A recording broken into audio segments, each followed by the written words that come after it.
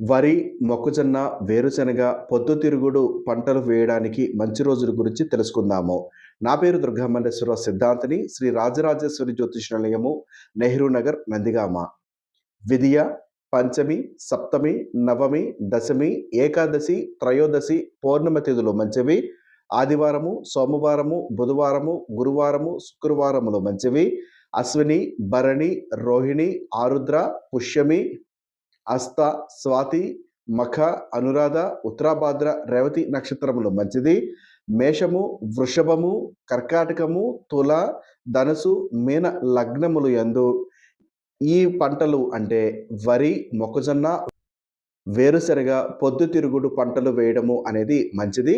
ఈ యొక్క మంచి రోజులలో గనుక వేస్తే మీకు ఆ పంట చేతికి వచ్చే సమయానికి దిగుబడి బాగా రావడము, లేదా పంటకి కొంచెం గిట్టుబాటు ధర ఎక్కువగా ఉండడానికి కూడా అవకాశం ఉంటుంది.